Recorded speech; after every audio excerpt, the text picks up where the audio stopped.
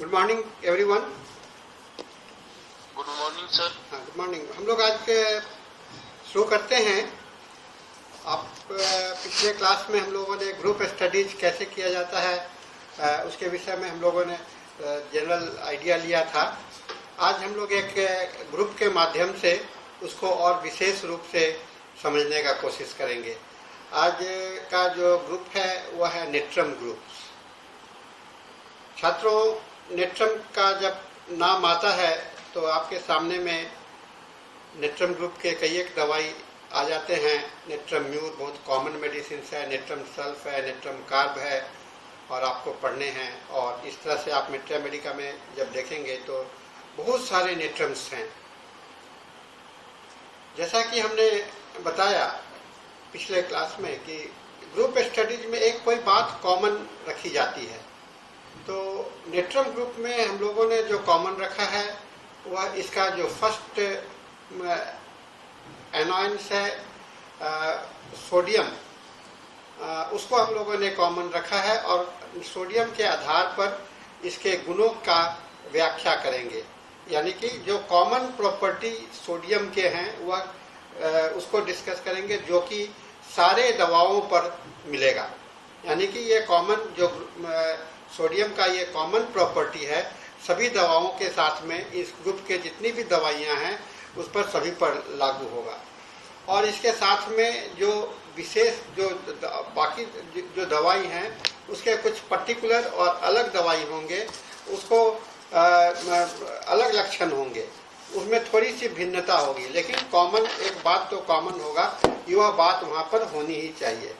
तो चलिए हम लोग थोड़ा देरी पहले सोडियम के विषय में समझते हैं।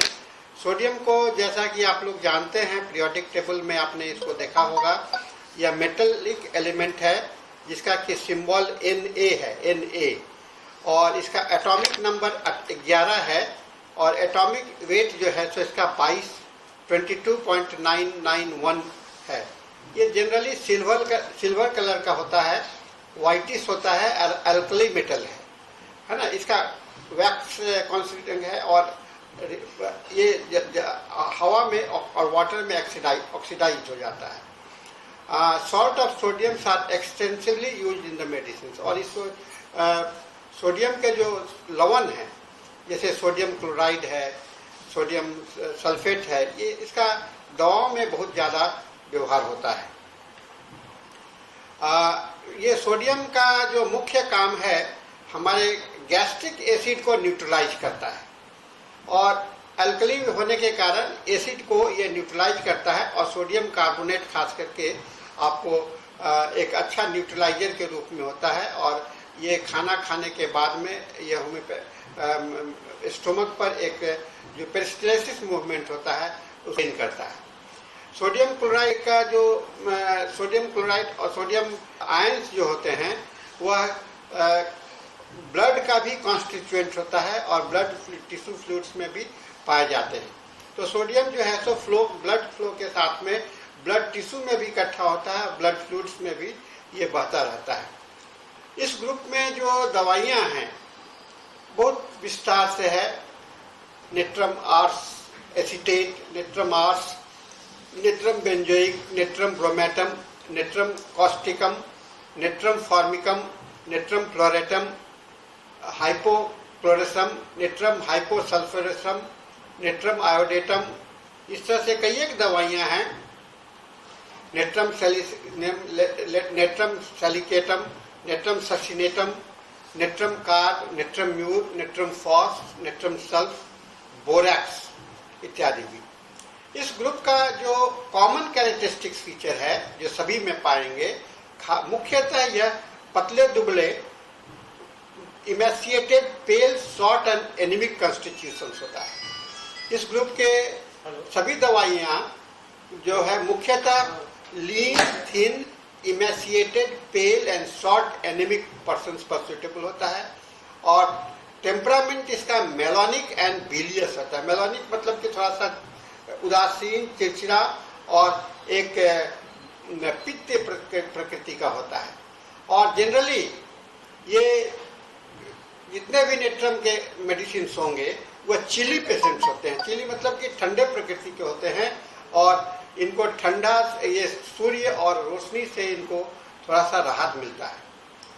नेट्रम ग्रुप का जो दवाइयां हैं ये सभी रिमेटिक और गाउटी डायथेसिस के होते हैं। रिमेटिक और गाउटी दोनों में, रिमेटिक डायथेसिस और गाउटी यानी कि बात रोग का इसमें ज़्यादा प्रभावित पाया जाता है सोडियम के कारण।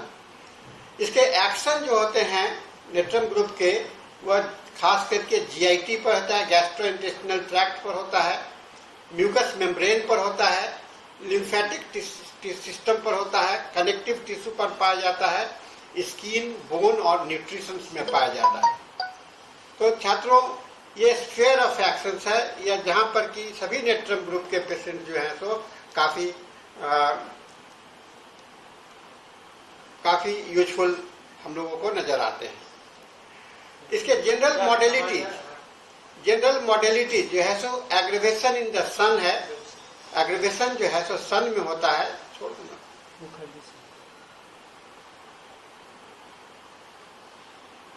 एग्रीवेशन इन द सन है और 11 बजे इसके कष्ट बढ़ते हैं। 11 बजे मिल्क से इनके कष्ट बढ़ते हैं और बाएं करवट लेटने से इसके कष्ट जो है सो बढ़ जाते हैं। तो सन रिलेटेड है। नेट्रम ग्रुप के जितनी दवाइयां सन रिलेटेड है, यानी कि सन में कष्ट बढ़ता है, समुद्र में बढ़ता है, 11 बजे बढ़ता है, मिल्क से बढ़ता है और lying on the left side बढ़ता है। दूसरा, इनका जो आराम मिलने का है मॉडलिटी एमुलरेशन है, वह सी शोर में है, समुद्र के किनारे और रात में। नेट्रम ग्रुप के सारी दवाइयां रात में काफी आराम होते हैं। यह बात जो है सो नेट्रम ग्रुप के सभी दवाइयों के साथ में लागू होता है। अब आइए मेंटल सिम्टम्स में। हम लोग कहते हैं नेट्रम ग्रुप के मेडिसिन जो होते हैं वह वसुधैव कुटुंबकम होता है। वसुधैव कुटुंब का मतलब कि वो चाहता है कि लीव एंड लेट लीव, जियो और जीने दो, मैंने मुझे भी कष्ट नहीं हो, दूसरे को भी कष्ट नहीं हो। ये बहुत बड़ा प्रकृति है नेट्रम ग्रुप का, ठीक है ना। छोड़ दो, डिस्टर्ब क्यों कर रहे हो, वेट करने दो, अब इसके बीच में नहीं बढ़े थे। चलो, ये काफी मेलानकॉलिक टाइप के पेशेंट्स होते हैं, लेकिन इनको ये डिस्टर्ब होना इनके लिए बहुत ही नुकसानदायक, कष्टकर होता है। ये पेशेंट, नेट्रम ग्रुप के पेशेंट, हमेशा देखिएगा कि अकेले में रहना चाहता है, डिस्टर्ब नहीं करना चाहता, न दूसरे को डिस्टर्ब करने का प्रयास करता है। यह नेट्रम ग्रुप के पेशेंट में भी लागू होता है, नेट्रम सेल्स के पेशेंट में भी लागू होता है, लेकिन थोड़ी सी भिन्नताएं होंगी जो कि आपको देखने को मिलेगा। नेट्रम ये उदासीपन लिए हुए होते हैं, सैडनेस होता है, डिप्रेशन होता है, मेलनकली एंड एंजाइटी होता है और वीपिंग टेंडेंसी इनके होते हैं। वीपिंग टेंडेंसी, रोने की प्रवृत्ति होती है, जो कि कंसोलेशन से इनका कष्ट बढ़ता है। रोना जो है, अगर कोई कंसोलेशन देता है तो इनका कष्ट को बढ़ जाता है। इनके एंजाइटी लेवल भी देखने को मिलता है। बोरैक्स से जो है वह भी आपको नेट्रम ग्रुप में ही आता है। इसके अंदर में एक बड़ा खास फीचर है इसका, इसकी एंजाइटी होती है। देखिए यहाँ पर खाली मॉडलिटी से थोड़ा सा भिन्नता होगा। बोरैक्स का एंजाइटी जो है सो जब डाउनवर्ड मोशन होता है तो उस समय में है। बच्चे को लेकर के, बच्चे को अगर ऐसे ले जाते हैं और फिर नीचे की ओर जाते हैं झूला में, तो उस समय में उसको कष्ट होता है, ठीक है ना। तो ये डाउनवर्ड मोशंस और रैपिडली अगर कोई किसी जगह पर नीचे जा रहा है, हवाई जहाज से नीचे उतर रहे हैं, तो बोरैक्स के कंडीशंस कष्ट बढ़ते हैं। और लेकिन इसके भीतर में एक फियर और एक एंजाइटी, रेस्टलेसनेस इसके साथ में बना हुआ रहता है। नेट्रम म्यूर के पेशेंट्स जो होते हैं, नेट्रम ये सारे नेट्रम का ये सैड, डिस्करेज होते हैं, आंसू निकलता रहता है। नेट्रम म्यूर में भी आंसू निकलता है, लेकिन अकेले में ये रोते हैं, है ना, और बातों को बहुत ही अंदर गहरे दिल में छिपा करके रखते हैं। नेट्रम फॉस जो है सो इतने निराश हो जाते हैं कि पढ़ना नहीं पसंद करते हैं। यानी कि सभी जगह पर निराशा आपको देखने को मिल रहा है। ये जनरली नेट्रम ग्रुप के पेशेंट जो होते हैं सो पेसिमिस्टिक टाइप के पर्सनैलिटी होते हैं, यानी कि ये जो है सो भविष्य के प्रति आशान्वित नहीं होते हैं, ये नेगेटिविटी सोचते हैं और हमेशा dark side of the everything, खास करके निट्रम्यूर। कभी भी किसी चीज को अगर इनसे बात कीजिएगा तो इनको लगता है कि वो सही नहीं है। So they are called the pessimistic type of the personality, pessimistic type of the personality कहलाते हैं। इनके मूड जो हैं, जो पेसिमिस्टिक हैं, वो थोड़े से थोड़े बात पर चेंज करता रहता है, चेंजेबिलिटी है ना। तो इनके मूड चेंजेबल होता है, जैसे कि कभी खुशी कभी गम, है ना, हंसना रोना, ये सब इनके प्रकृति के अंदर में आता है। ये आपको निट्रम्यूर को देखिएगा, कहीं पर दिखलाई पड़ रहा है काफी खुश है, फिर तुरंत ही देखिएगा कि वह उदास हो गया, है ना। अपने बात को भी सोच करके उदास हो जाते हैं। सो चेंजेबिलिटी ऑफ द मूड इनके बहुत इंपॉर्टेंट है। ये लोग hyper sensitive type of the patients होते हैं। नेट्रम ग्रुप के पेशेंट्स काफी हाइपर सेंसिटिव होते हैं, जो कि सभी नेट्रम पर लागू होता है, चाहे नेट्रम आर्स हो, कार्ब हो, सभी जो है तो काफी हाइपर सेंसिटिव पेशेंट होते हैं, वेरी सेंसिटिव। और ये आवाज से भी या किसी अनएक्सपेक्टेड कोई भी आवाज है उससे सुन करके, और म्यूजिक से, है ना, म्यूजिक इनके लिए बड़ा ये है। नेट्रम्यूर के पेशेंट और नेट्रम सल्फ के पेशेंट, ये म्यूजिक के प्रति इनकी संवेदनशीलता होती है। ये लोग म्यूजिक सुनना चाहते हैं और हर एक नेट्रम ग्रुप को मेडिसिन के साथ में आप देखिएगा कि म्यूजिक का और नॉइज का बहुत संबंध होता है। या तो वह म्यूजिक से बहुत ज्यादा पसंद करेंगे या म्यूजिक ना पसंद करेंगे।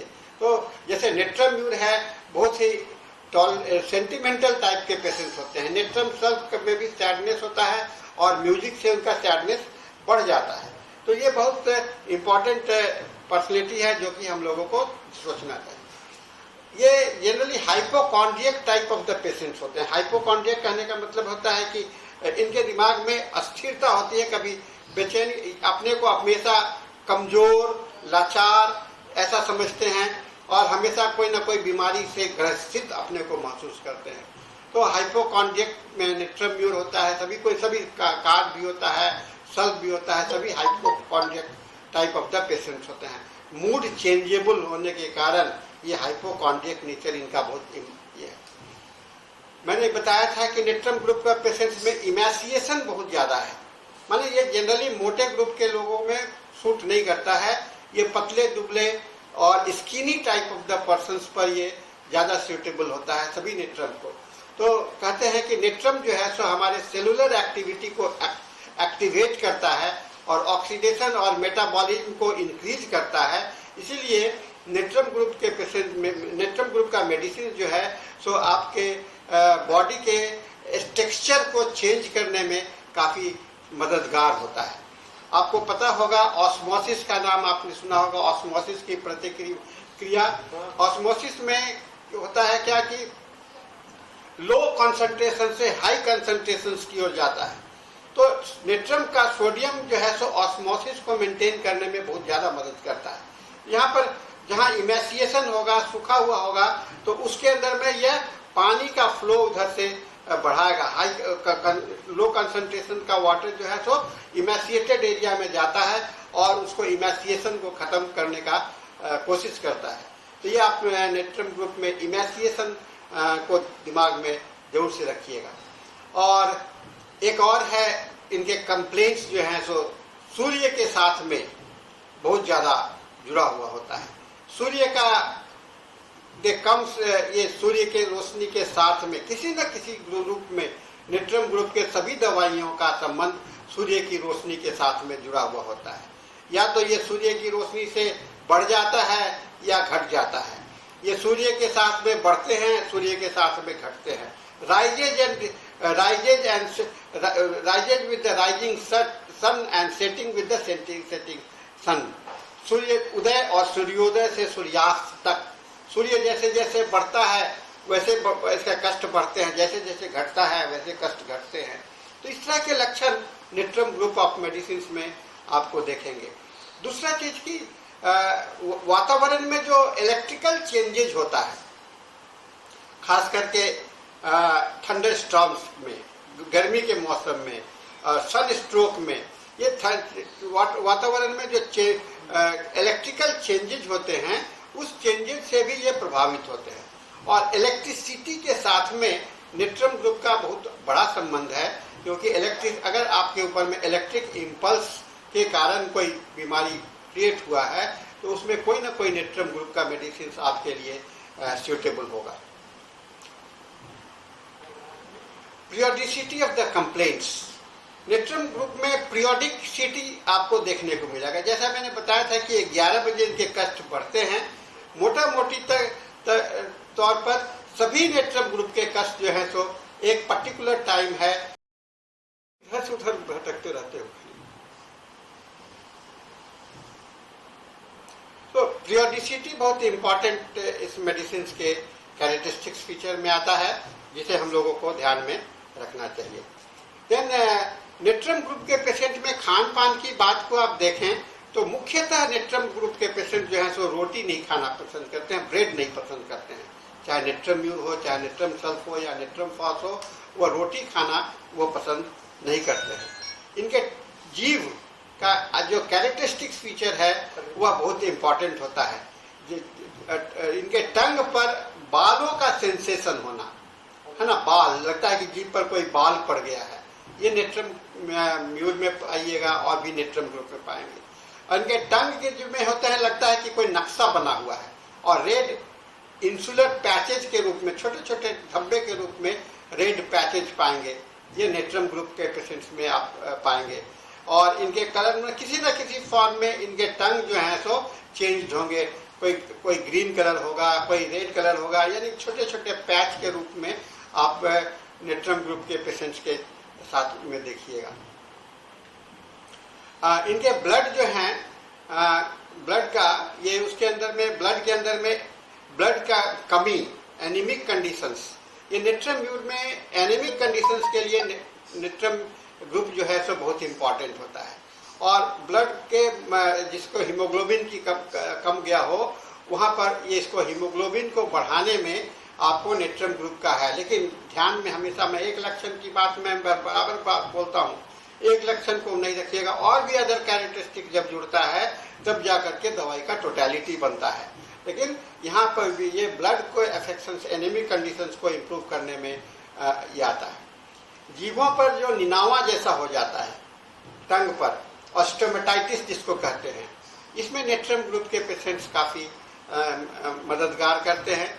और यह खाली जीभ पर ही नहीं, अगर शरीर पर कहीं पर हर्पिस टाइप का ब्लिस्टर्स है, अर्टिकेरिया टाइप का कंडीशंस है, जुरपुत्ती टाइप का जो कंडीशंस है, अर्टिकेरिया टाइप का कंडीशंस है, उसमें भी आपको नेट्रम ग्रुप के पेशेंट्स काफ़ी इंपॉर्टेंट होते हैं। नेट्रम ग्रुप के में स्किन पर इनका बहुत अच्छा रोल है, और खास करके बालों के किनारे में, एज ऑफ द हेयर, और मैंने बालों के किनारे में, जैसे आपके बाल का ये जो किनारा है, यहाँ पर मोछ का इस किनारा है, जहाँ जहाँ बाल का एंड है, एज ऑफ द हेयर पर इसके कष्ट आपको देखने को मिलेंगे। और खास करके ये कष्ट जो है सो नमक खाने से या नमक के सोडियम के साथ डिसबैलेंस के कारण ऐसा होता है। और यह हर्पिस टाइप का ग्रोथ आपको दिखलाई पड़ेगा नेप ऑफ द नेक पर, वाट्स और कॉर्न्स और ये सब स्थानों पर हर्पिस टाइप के कंडीशन आते हैं। इसके जो रेस्पिरेटरी कंप्लेंट्स होते हैं, अस्थमा और रेस्पिरेटरी कंप्लेंट्स, ये आपको नेट्रम ग्रुप में पाइएगा। और खास करके चूंकि यह मौसम से जुड़ा हुआ है, तो नेट्रम ग्रुप के पेशेंट्स जो हैं सो रेस्पिरेटरी कंप्लेंट्स के लिए भी काफ़ी उपयोगी नज़र आते हैं, जिसमें जो कि एस्थमेटिक कंडीशन, सांस फूलने की प्रवृत्ति होती है, ये हम लोगों को ध्यान में रखना चाहिए, ठीक है ना। और नाक से डिस्चार्जेज होना, रेस्पिरेटरी प्रॉब्लम है, साथ में नाक से पोस्ट नेजल कैटार, है ना, इसे गले से ये कफ निकलना और थोड़े से मौसम से परिवर्तित हो जाना, चेंज ऑफ वेदर के कारण ये डिस्चार्जेज होना, ये काफ़ी फाउल स्मेल वाले होते हैं, पुरुलेंट होते हैं, ऑफेंसिव डिस्चार्जेज होते हैं, यह इस दवा के साथ में जुड़ा हुआ है। इनके जीआईटी के सिम्टम्स भी बहुत इंपॉर्टेंट हैं, गैस्ट्रोइंटेस्टिनल ट्रैक्ट के, खट्टे ढकार आना, वॉमिटिंग होना, ये सब कंडीशन, एसिडिटी होना, इस दवा के साथ में काफ़ी जुड़ाव होगा। फैटी एंड स्टार्ची फूड से इनके कष्ट बढ़ जाते हैं और फैट के एग्रेवेशंस के कारण आप लोग पल्सेटला जैसे दवा को सोचा करते हैं, लेकिन नेट्रम ग्रुप के मेडिसिन भी, खास करके नेट्रम सल्फ और नेट्रम म्यूर, आपको फैटी और स्टार्ची फूड्स में काफ़ी मददगार होता है प्लेटलेट कंडीशंस को भी ठीक करने में। इनके ग्लैंडुलर अफेक्शंस और ग्लैंड्स पर भी इनका बहुत अच्छा प्रभाव है नेट्रम ग्रुप का, और खास करके ग्वाइटर घेत हो जाता है लोगों में, कहीं पर कोई ग्लैंड बढ़ गया हो, है ना, तो उस ग्लैंड को भी स्वेलिंग में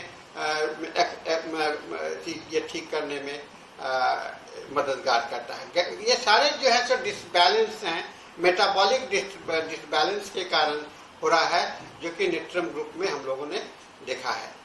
और आसानी से कहीं पर चोट लग जाए, स्प्रेन हो जाना एंकल में, जॉइंट्स में, डिसलोकेशंस में, तो नेट्रम ग्रुप के मेडिसिन काफ़ी यूजफुल होते हैं। खास करके अगर कोई कीड़ा आपको काट लिया हो, जैसे हड्डी काट लेते हैं, छोटे फतिंगे काट लेते हैं, उसके कारण काफ़ी रैशेस टाइप का होता है। अगर वहाँ पर आप थोड़ा सा नेट्रम ग्रुप में अगर साधारण सा नमक ही आपको मिलता है, नमक का घोल बना करके लगा देते हैं, तो वहाँ पर आपको ये लाभ हो सकता है। इनके नीज, ठेहुना और जो हैमस्ट्रिंग्स होते हैं, उसके जो काफ़ी पेनफुल होता है, खास करके हॉलो ऑफ द नी, जो पीछे ठेहुने का जो पीछे वाला भाग है, हॉलो ऑफ द नी, उसमें जो मसल्स जहाँ पर लगता है कि शॉर्ट हो गया है, उसको चलने में, खींचने में दिक्कत होती है। हॉलो ऑफ द नी का जो हैमस्ट्रिंग्स जो है तो शॉर्ट हो गया है, टेंडेंस शॉर्ट हो गए हैं, उस कंडीशन में आपको नेट्रम ग्रुप के मेडिसिन काफ़ी यूजफुल नजर आते हैं।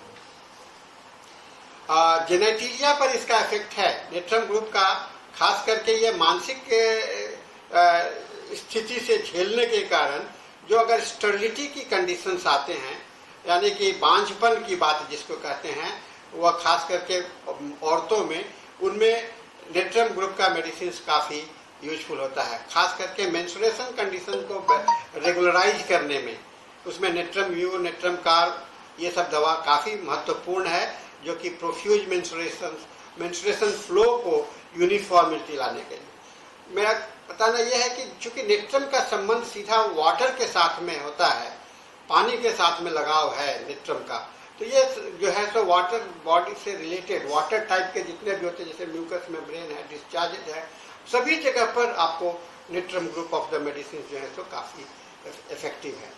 यूट्राइन इन्फेक्शंस जो हैं, प्रोलैप्स ऑफ यूट्रस, जो लूज हो गया है टिश्यू, उसको ये ठीक करने में आपको काफ़ी मददगार होता है। इस तरह से हम लोगों ने देखा कि नेट्रम ग्रुप ऑफ मेडिसिन जो है सो हम लोगों के लिए कितना यूजफुल है। अब इसको हम लोग देखेंगे कि इस कैरेक्टर को लेकर के अब एक इंडिविजुअल मेडिसिन पर हम लोग आएंगे, है ना, इंडिविजुअल मेडिसिन पर। अब इसके एक दवा है नेट्रम म्यूर है, नेट्रम कार्ब है, नेट्रम सल। हम 2-3 दवा को और आप लोगों को अगले लेक्चर में मैं शामिल करूंगा, जिससे कि आप नेट्रम के इस कैरेक्टर को, जितना कैरेक्टर को मैंने ये बताया, उस कैरेक्टर के साथ में उसकी विशेषता, कहाँ पर केवल नेट्रम सेल्फ ना दे, नेट्रम का म्यूर ही दे, नेट्रम सल्फ ही दे, नेट्रम म्यूर नहीं देंगे, है ना, ऐसा बात हमारे दिमाग में आना चाहिए। जो कैरेक्टरिस्टिक्स जनरल की बात मैंने अभी आज की, अब हम लोग कैरेक्टरिस्टिक्स पर्टिकुलर जो कि खास स्पेसिफिक फॉर द मेडिसिन है, तो हम लोग इंडिविजुअल मेडिसिन में देखते हैं। तो छात्रों, आपने ये देखा कि नेट्रम का इतना कैरेक्टर अगर जान गए तो आपको कितनी दवाइयों पर आपको लगा, नेट्रम में कितने दवाइयां हैं, हमने देखा 70 दवाइयां हैं, 70 मेडिसिन हैं। तो आप एक साथ 70 मेडिसिन के जनरल कैरेक्टर को पढ़ लें, ठीक है, ये एक साथ में 70 दवाइयां, तो कितना आसान हो गया। अब ये 70 कैरेक्टर के थोड़े थोड़े बातें हैं जो कि बात है जो कि अलग अलग दवा के साथ में भिन्न होगा। अब इस जनरल कैरेक्टरिस्टिक के साथ में उस मेडिसिन का पर्टिकुलर को मिला दीजिए, पढ़ना आपका, और इससे 2 फायदा होगा आपको, कंपेयर करने में और दवा को इंडिविजुअलाइज करने में, और सिंगल मेडिसिन सेलेक्ट करने में यह कंपैरेटिव स्टडी में काफ़ी मदद करता है। इस तरह से हम लोग इस दवा का जानकारी हम लोगों के लिए काफ़ी महत्वपूर्ण हो जाता है। तो ये छात्रों, ये जो है जनरल कैरेक्टरिस्टिक्स फीचर, ये हर एक ग्रुप के साथ में ऐसा लागू होता है। क्यों हो रहा है ऐसा? हमने देखा कि सोडियम का जो कैरेक्टर है वो तो दिखलाई पड़ेगा ही ना सब पर, क्योंकि सोडियम है तो सोडियम का कैरेक्टरिस्टिक सभी पर प्रभाव पड़ेगा। अब वो क्लोराइड है तो क्लोराइड का, सोडियम और क्लोराइड मिल करके एक बनेगा, लेकिन उससे सोडियम का कैरेक्टर तो खत्म नहीं हो जाएगा। तो सोडियम का कैरेक्टर कितना रह जाता है और क्लोराइड इस पर कितना प्रभावी बन जाता है, तो वह नेट्रम्यूल का कैरेक्टर हो जाता है। और सोडियम का कैरेक्टर पर के ऊपर में सल्फेट का कितना प्रभाव हो जाता है, तो सोडियम नेट्रम सल्फ का कैरेक्टर हो जाता है। कार्बोनेट कितना प्रभावी हो जाता है, तो वह कार्बोनेट, सोडियम कार्बोनेट हो जाता है। कहने का मतलब है कि दोनों मिलकर के individual sodium carbonate, sodium carbonate, sodium chloride, sodium sulphate मिलकर के में हर एक दवा के अंदर में सोडियम की प्रमुखता तो रहेगी ही। वो अपना कैरेक्टर खत्म नहीं कर देता है ना, उसका गुण वहां पर रहता ही है। जैसे पानी है तो पानी से हमको क्या मिलता है? जल से H2O। H2O करने का मतलब हाइड्रोजन है और पानी भी, ऑक्सीजन भी है। तो हाइड्रोजन पानी के अंदर में आप जब पीते हैं पानी, तो आपको एक साथ में हाइड्रोजन और ऑक्सीजन दोनों मिलता है। तो हम पानी पीने से हमारा ऑक्सीजन और हाइड्रोजन दोनों मिल तो रहा है ना। तो लेकिन हम लोग कहेंगे कि नहीं, हाइड्रोजन नहीं है, ऑक्सीजन नहीं है, ऐसा तो नहीं कहेंगे, क्योंकि दोनों का कंबाइंड इफेक्ट हो रहा है। तो उसी तरह से हम जब इंडिविजुअल मेडिसिन को जब पढ़ेंगे तो हम उसके कंबाइंड इफेक्ट को देखेंगे, और ग्रुप में जब हम लोगों ने देखा तो उसके एक कैरेक्टर था। इसी तरह से अगर आप वैसे सारे क्लोराइड को देखिए, जैसे क्लोराइड है, सोडियम क्लोराइड है, पोटासियम क्लोराइड है, इसी तरह से मैग्नीशियम क्लोराइड है, तो जितने भी क्लोराइड को आप एक साथ अध्ययन करेंगे तो उसमें क्लोराइड का कैरेक्टर को पढ़िएगा। सल्फेट का कैरेक्टर को पढ़िएगा तो सभी जगह पर सल्फेट के, कार्बोनेट के कैरेक्टर को पढ़िएगा तो सभी जगह पर कार्बोनेट के कैरेक्टर। तो जब ये आपका पढ़ने का तरीका मैं बता रहा हूं या कंबाइन करके, तो यह आपका एक मैथमेटिकल वे ऑफ स्टडी हो जाएगा, और आप दवा का सिंथेसाइज दिमाग में बैठाने में भी आपको सहूलियत होगी, है ना। यह चीज हम लोगों के लिए बहुत इंपॉर्टेंट है। अपने दिमाग का सहूलियत बनाए रखना, अपने याददाश्त को बढ़ाए रखना, यह हम लोगों के लिए बहुत ही महत्वपूर्ण बात लक्षण होता है। हम लोग इस चीज को दिमाग में रखेंगे। तो मैं आज नेट्रम ग्रुप के साथ में हम लोग जो है सो इस लेक्चर को समाप्त करते हैं। धन्यवाद। इसका कितना समय लिया? 2 भाग में चला गया, दोनों को मर्ज हो जाएगा।